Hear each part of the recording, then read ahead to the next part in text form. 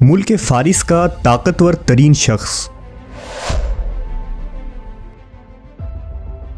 हर मैदान को फतह करने वाला ईरानी legend hero,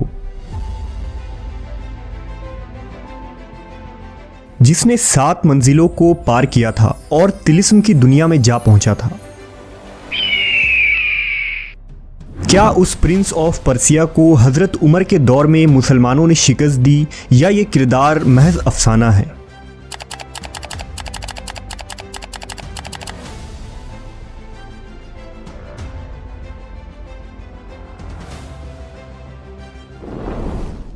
Prince of Persia मुख्तलिफ वीडियो गेम्स, मूवीज़ और सीरीज़ का एक मशहूर किरदार है, जिसे मुख्तलिफ तारीख़ी नावल और अफसानों में भी मरकज़ी किरदार बनाया जाता है। क्या ये तारीख़ी शख्सियत कोई हकीकी इंसान था या सिर्फ एक अफसाना?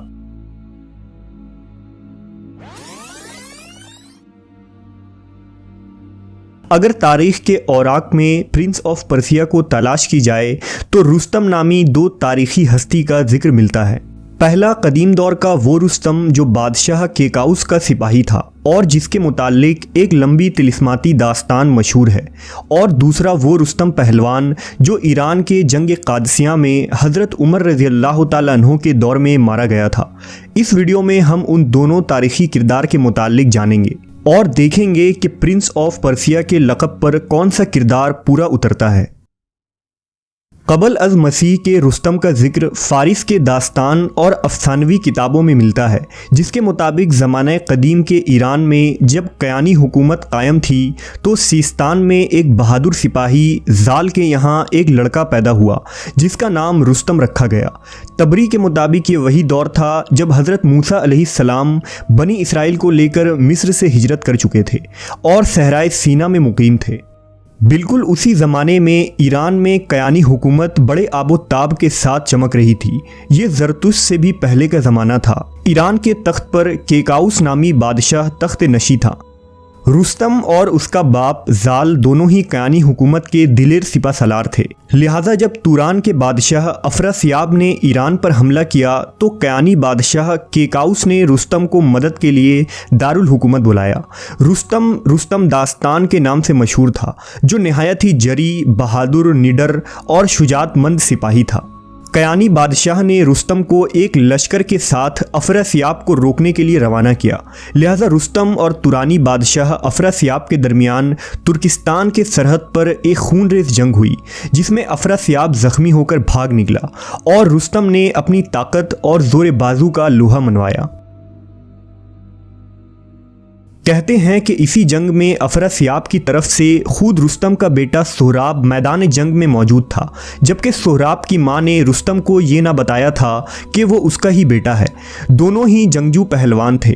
मैदान जंग में जब दोनों आमने सामने आए और दोनों का टकराव हुआ, तब रुस्तम सोहराब के सीने में तलवार घोंपता है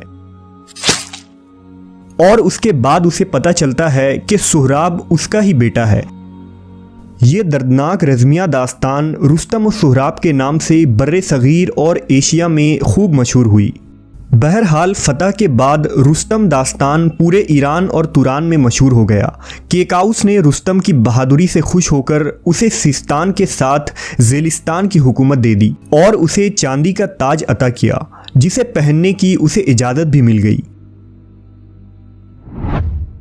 रुस्तम की दास्तान में दिलचस्प मोड़ तब आया जब केकाउस एक तवील सफ़र पर निकला। दरअसल वाक़या कुछ यूँ था कि केकाउस ने ईरान की एक कदीम देवमालाई कहानी सुनी थी। कहानी ये थी कि माजना दरान देव और परियों का एक शहर था। ये अलबर्स पहाड़ियों के वादियों में कहीं मौजूद एक तिलिस्माती शहर था। इसी अलबर्स पहाड़ को कोहे काफ के नाम से भी जाना जाता था। लिहाजा केकाउस उस तिलिस्माती शहर की तलाश में निकल पड़ा और महीनों तक सफ़र करता रहा। उस सफ़र में वो ऐसा गुम हुआ कि कई सालों तक वापस ना आया। लिहाजा रुस्तम बादशाह केकाउस की तलाश में निकल पड़ा और वो भी माजना दरान की तलाश करने लगा। लोगों ने उसे बताया कि बादशाह केकाउस को देव सफ़ेद ने कैद किया है और उस देव सफ़ेद तक पहुंचने में 7 मंजिल तय करनी पड़ेगी। रुस्तम इस ख़तरनाक सफ़र पर निकल पड़ा। हर मंजिल पर रुस्तम को तरह तरह के खतरों और अजीबो गरीब मखलूक़ात का सामना करना पड़ा। इन तमाम मंजिलों को पार करते हुए आखिरकार रुस्तम 7वीं मंजिल तक जा पहुंचा। रुस्तम के इस द्योमालाई सफ़र को हफ्त ख़वान रुस्तम कहते हैं। इनमें से हर मंजिल की तफसील ईरानी अदब के दास्तानों और अफसानों में मौजूद है, जिसे फिरदौसी ने शाहनामा में भी दर्ज किया है। बहरहाल 7वीं मंजिल में पहुंचकर रुस्तम का सामना द्यो सपेत से हुआ। रुस्तम बड़ी बहादुरी से उस द्यो से लड़ता रहा और उसे हलाक कर दिया। फिर केकाउस को रिहा करवाकर उसे ईरान वापस ले आया। कहते हैं कि रुस्तम ने 600 साल की तवील उम्र पाई थी। उसी ज़माने में ज़रतुश्त का ज़हूर हुआ और ईरानी हुकूमत ने ज़रतुश्ती दीन कबूल कर लिया। बादशाह गुश्तासिब के ज़माने में जब रुस्तम की उम्र 610 साल थी तो इस उम्र में भी वो एक कवी और बहादुर सिपा सालार था, लेकिन रुस्तम के भाई सगार ने उसे धोखे से एक कुएं में गिरा दिया जिसमें सीधी गाड़ी गई तलवारें बिछी थीं। उनके ज़ख्मों से रुस्तम बच न सका और ईरान की तारीख़ का ये अजीम सिपा सालार सफ़ाए हस्ती से मिट गया और इस तरह कदीम ईरान के द्योमालाई दौर का खात्मा होता है। इस दौर की तारीख में अगरचा अफसाने और तिलिस्माती कहानियां भरी पड़ी हैं, लेकिन अहले ईरान के नज़दीक उनके लिए ये दौर कभी फ़ख्र का बास था। कबल अज़ मसीह के इस रुस्तम दास्तान को ईरानी अफसानों में एक मावराई ताकतों का मालिक और बहैसियत सुपर हीरो पेश किया जाता है। अगर हज़रत उमर के दौर वाले रुस्तम नामी शख्स का जिक्र करें तो तारीख़ ये बताती है कि उस दौर के एक शख्स का नाम रुस्तम फ़र्रुख़ज़ाद था, जिसकी पैदाइश सासानी दौर में ईरान के बल्ख में हुई थी। रुस्तम फ़र्रुख़ज़ाद का शुमार उस दौर के अजीम पहलवानों और बहादुरों में हुआ करता था। ताकत व क़ुव्वत में पूरे फ़ारिस में उसका कोई सानी न था। सासानी बादशाह खुसरू परवेज़ के दौर में खुरासान के इलाके पर रुस्तम की हुकूमत थी। खुसरो परवेज़ वही बादशाह था जिसके ज़माने में मक्का में एक चमकदार सूरज तुलू हुआ और हज़रत मोहम्मद सल्लल्लाहु अलैहि वसल्लम ने दीन इस्लाम की दावत व तबलीग का आगाज़ किया। कुछ सालों तक ईरान की शाही तख्त पर कई बादशाह तख्ते नशी हुए, लेकिन यके बाद देगर तमाम कत्ल कर दिए गए। आखिरकार 632 ईस्वी में रुस्तम ने फ़ारिस के तमाम बादशाहों को यकजा करके फिर से ईरान को एक परचम तले जमा किया और खुसरू परवेज़ के पोते यज़दगर्द को ईरान के तख्त पर बिठाया। ये वो दौर था जब इस्लामी रियासत के खलीफा हज़रत उमर इब्न ख़त्ताब रज़ी अल्लाह ताला अन्हु थे। रुस्तम जानता था कि अगर मुसलमानों को न रोका गया तो फ़ारिस की 1000 साला सल्तनत का जड़ से ख़ात्मा हो जाएगा, लिहाजा उसने इस्लामी इलाकों पर हमला करना शुरू कर दिया। इस पर हज़रत उमर ने 16 हिजरी यानी 636 ईस्वी को हज़रत साद बिन अबी वक़ास को एक लश्कर समेत ईरान के इलाकों की तरफ रवाना किया। इराक़ के कादसिया नामी मकाम पर दोनों फ़ौजें आमने सामने आ गईं। एक तरफ इस्लामी लश्कर और दूसरी तरफ सासानी फ़ौज थी जिसका सिपा सालार रुस्तम फ़र्रुख़ज़ाद था। उस जंग में रुस्तम 60,000 सिपाहियों को लेकर आया था, जबकि इस्लामी लश्कर तादाद में आधे थे। इसके बावजूद हर मैदान का फ़ातह रुस्तम पहलवान पर खौफ तारी था और वो जंग करने से कतरा रहा था। जल्द ही जंग का आगाज़ हुआ और 3 दिन मुसलसल खून रेज़ जंग हुई, जिसमें मुसलमान मुजाहिदीन ईरानियों के सफ़े उलटते चले गए।